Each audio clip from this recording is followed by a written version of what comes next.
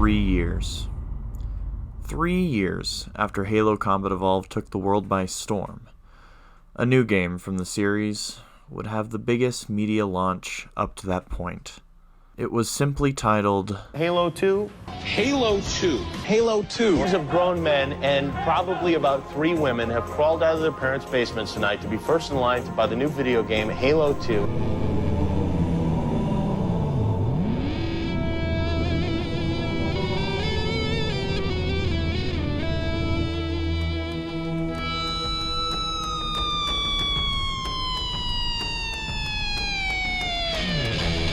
Well, if Halo is so good, why isn't there a Halo 2?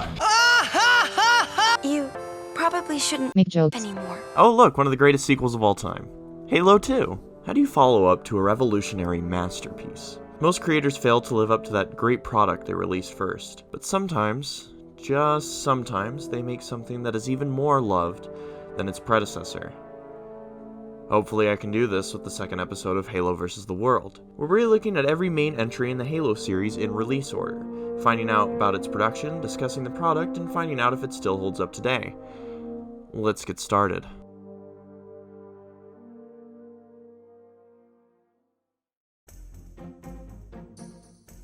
Hot off the heels of the success of Halo Combat Evolved, the team at Bungie had enough room for all the unfulfilled ambition from the development stages of their last game. They had more than just a single game on their hands. They had a potential franchise. The team was wanting to make something that would be Combat Evolved, but bigger, better, and more.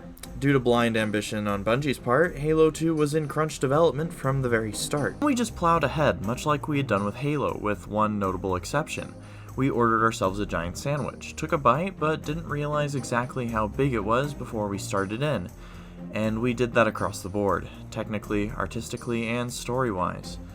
But of course, we didn't figure that out until way too late. Joseph Staten. One idea that managed to fight through this again rush development was dual wielding. And destructible vehicles as well. Well, let's just throw in online multiplayer, finally. An important one, as we'll see later.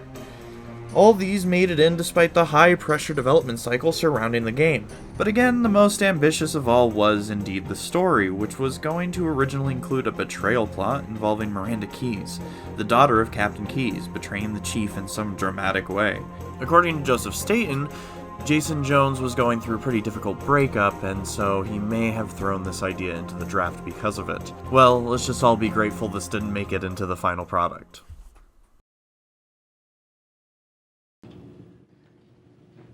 I'm still scared shitless right now, to be honest with you. Problem is, the bug I have is... The difference between good enough and awesome is so big, and I mean, there's standards set by everyone here that, I mean, good enough sucks. Like I've mentioned before, the development cycle was riddled with just a bit too much blind ambition, which ended up being a curse to the project and a project that was being developed by another team in the studio.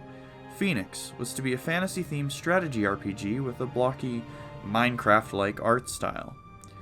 By the time release was just around the corner, they had to cut quite a bit of content in order to get the game to ship. Notably, they had to cut a large chunk of the story out and a lot of features for multiplayer. At least they were able to get online multiplayer to work this time around. We can be grateful for that.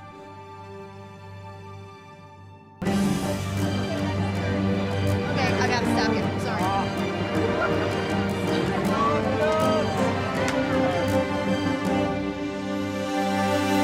So we're going to show you Halo 2 today.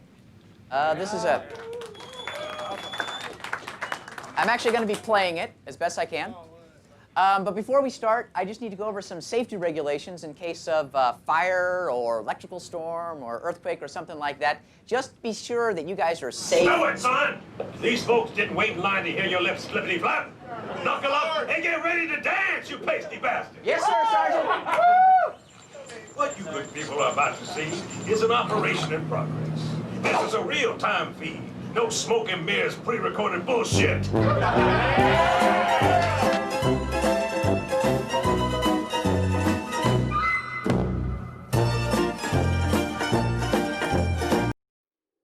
The 2003 E3 presentation was extremely successful at driving up the hype, but the demo ran horribly in most circumstances and had to be heavily scripted for it to even work. After the presentation, they ended up scrapping a lot of the work done on the demo and starting from scratch in a new graphics engine, making the crunch for the last year all the more intense. The marketing for the game was a very expensive yet rewarding venture for Bungie and Microsoft. Notably, Halo 2 was the first video game to have a big Times Square event for its launch. Why would you reveal something like that? People are going to be pissed about that. What the are you talking about? Setting a trend for blockbuster games in the years to come. All over, people gathered outside game stores, waiting for the time to change to midnight so that these poor retail employees could finally sell the game. It sold 2.4 million units the first day, reaching $125 million just in the first 24 hours alone. In 2004, those weren't just big numbers. Those were downright record-breaking numbers. A new record! The success was rousing. Halo 2 stands as the original Xbox's best-selling game, at 8.46 million copies sold by 2008, and by 2007 was the 5th best-selling game in all the US at 6.3 million units.